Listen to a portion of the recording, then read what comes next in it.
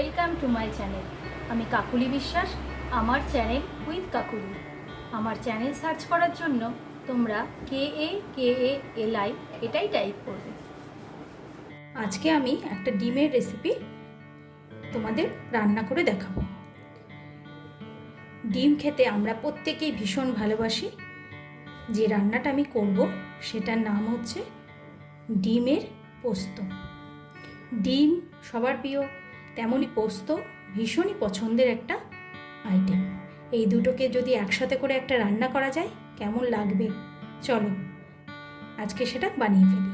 আর তোমরা কে কে ডিমের পোস্তটা রান্না করেছো আগে আমাকে সেটা জানাবে, আর কিভাবে বানিয়েছো সেই রেসিপিটাও আমার সঙ্গে শেয়ার করবে। তাহলে আমি পরবর্তীতে সেইভাবেও ডিমের পোস্তর রেসিপি রান্না করে দেখাবো। চলো আমি কিভাবে বানাচ্ছি সেটা তোমাদের সঙ্গে শেয়ার করি। ডিমটা আমি সেদ্ধ করেই নিয়েছি, কারণ প্রত্যেকেই ডিম সেদ্ধ করতে জানো, সেটা আর নতুন করে দেখানোর কিছু নেই। আমি পোলট্রির ডিম নিয়েছি, তোমরা চাইলে হাঁসের ডিমও নিতে পারো। এবার এই সেদ্ধ ডিমগুলোর গাগুলোকে আমি একটু হালকা করে ছুরি দিয়ে চিড়ে নেব। তাহলে যেটা হবে, ডিম ফাটবেও না ভাজার সময়, আর ডিমের ভেতরে সমস্ত রান্নার টেস্টগুলো ঢুকবে। দেখো সবকটা ডিমের গায়ে আমি চিড়ে নিয়েছি। এবার আমি পোস্তটা বেটে নেব, তারপর রান্নাটা শুরু করব। পোস্ত বাটার জন্য মিক্সির ছোট কন্টেনারটা নিয়ে নিয়েছি, তোমরা সবাই সেটা জানো। আর এটা খুব ভালো করে শুকনো করে নেবে, ভেজাতে পোস্ত বাটবে না। 4 টেবিল চামচ মতো পোস্ত নিয়ে নিলাম। এবার এটাকে আমি প্রথমে শুকনো পেস্ট করে নেব।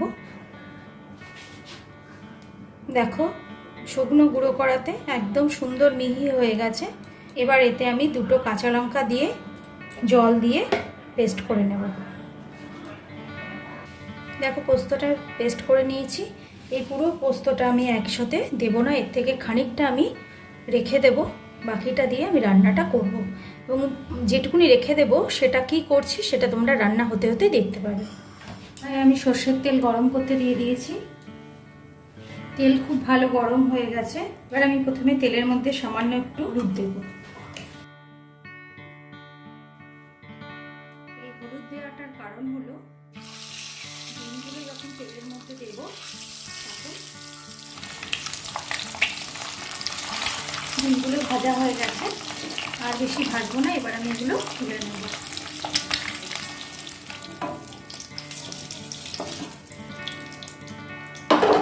দেখো ডিমগুলো হালকা ভেজে তুলে নিলাম। এবার আমি তেলের মধ্যে 2 শুকনো লঙ্কা একটু ফাটিয়ে দিয়ে দিয়েছি। শুকনো লঙ্কাটা একটু সামান্য ভাজা হলে আমি এতে পেঁয়াজটা দেব। লঙ্কাটা আমি খুব বেশি কড়া করে ভালো করে ভাজবো না। এবার এতে কুচিয়ে রাখা পেঁয়াজগুলো দিয়ে দেব।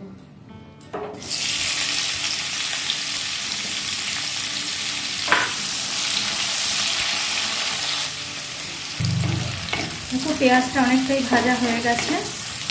খুব বেশি কড়া করে এতে আমি পেঁয়াজটা ভাজবো না। পেঁয়াজের কালারটা চেঞ্জ হয়ে গেছে। এবার এতে আমি দিয়ে দেব কুচিয়ে রাখা টমেটো।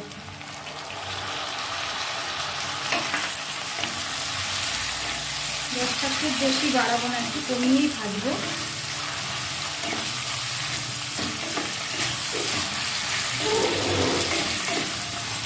যাতে এই পেঁয়াজ আর টমেটোটা ভাজতে ভাজতেই নরম হয়ে যায়, সেজন্য একটু কমিয়ে কমিয়ে আমি পেঁয়াজটা টমেটোটা ভাজবো। পেঁয়াজ আর টমেটোটা যাতে ভালো মতো গলে যায়, নরম হয়, সেজন্য আমি লবণটা এবার দিয়ে দেব।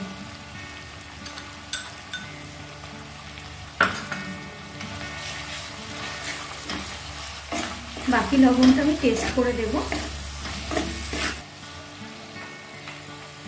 এবার এতে আমি অল্প একটু হলুদ দেবো, খুব বেশি হলুদ দেবো না, যেহেতু পোস্ত আইটেমে খুব বেশি হলুদ দিলে ভালো লাগে না। কালারের জন্য সামান্য একটু হলুদ দিলাম, খুব সামান্য কালার হওয়ার জন্য একটু সামান্যই শুকনো লঙ্কা মানে কাশ্মীরি লঙ্কার গুঁড়ো দিয়ে দিলাম।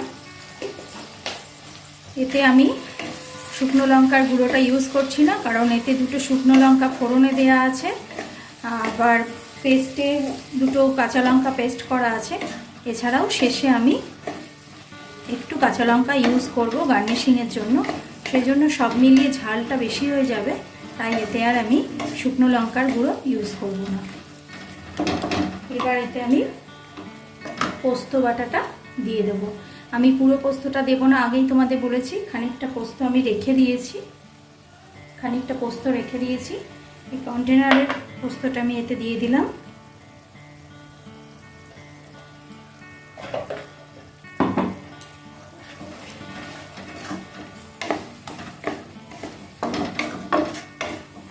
আর সব রান্নাতে একটু নুনের সাথে মিষ্টিও একটু প্রয়োজন, সেজন্য সামান্য একটু চিনি দিয়ে দেব। চিনি আর নুন এই দুটো রান্নাতে প্রধান উপাদান। এই চিনি মানে লবণ ছাড়া যেন রান্নার টেস্ট যেমন হয় না, তেমনি চিনিও একটু সামান্য দিলে রান্নার টেস্ট বেশি বাড়ে। ভাজা ভাজা হয়ে গেছে,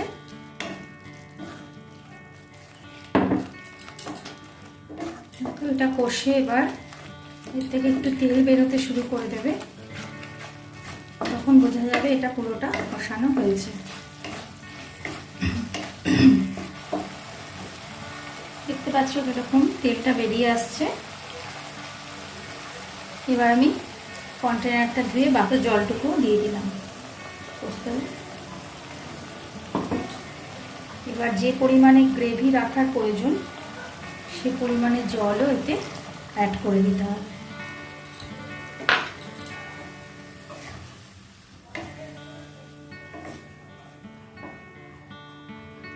যতটা পরিমাণ গ্রেভি তোমাদের প্রয়োজন তোমরা সেই পরিমাণে জল দেবে। এবার আমি এতে ভেজে রাখা ডিমগুলো দিয়ে দেব। সবকটা ডিম আমি দিয়ে দিলাম।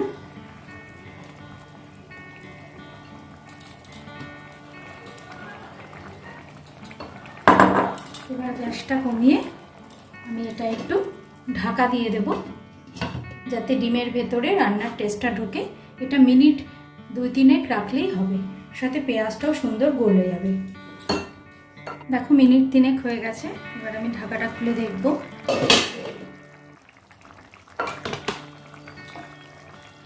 বাহ, তোমরা নিশ্চয়ই দেখতে পাচ্ছ খুবই লোভনীয় লাগছে ডিমের পোস্ত।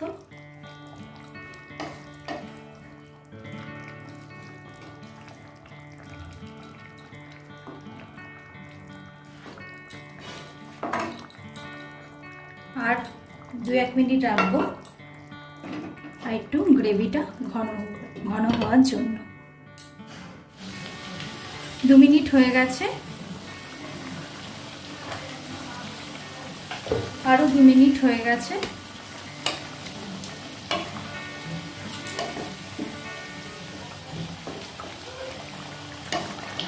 এবার আমি একটু লবণটা টেস্ট করব।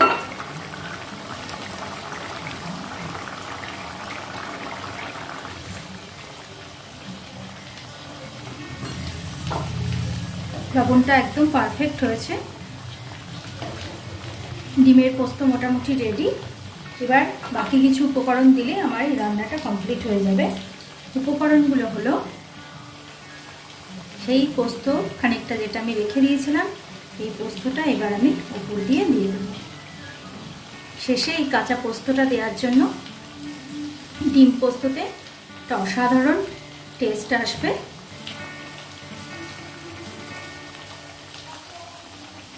1 চামচ মতো কাঁচা সর্ষের তেল। পোস্ততে কাঁচা সর্ষের তেল মাস্ট, এটা ভীষণই টেস্টি করে দেয় পোস্তকে। আর কিছু কুচিয়ে রাখা ধনেপাতা, কাঁচা লঙ্কা আমি ওপর দিয়ে ছড়িয়ে দেব।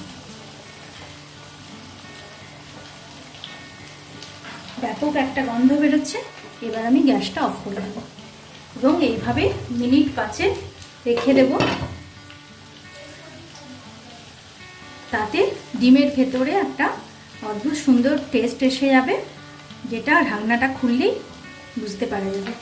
এই অবস্থায় 5 মিনিট থাকুক, তারপর আমি এটা সার্ভ করে দেব। দেখো আমার ডিম পোস্তর রেসিপি কমপ্লিট। এবার এটা আমি সার্ভ করে দেব। আমার এই ডিম পোস্ত রান্নার রেসিপিটা তোমাদের কেমন লাগলো আমাকে অবশ্যই জানাবে, আর বাড়িতে তোমরা অবশ্যই ট্রাই করে এটা খেও। এই রেসিপিটা তোমাদের যদি ভালো লেগে থাকে অবশ্যই লাইক এবং শেয়ার করো, এবং আমার চ্যানেল যদি সাবস্ক্রাইব না করে থাকো সাবস্ক্রাইব করে দিও, এবং নতুন নতুন রান্নার রেসিপি পাওয়ার জন্য বেল আইকনটা প্রেস করে দিও। Thank you friends.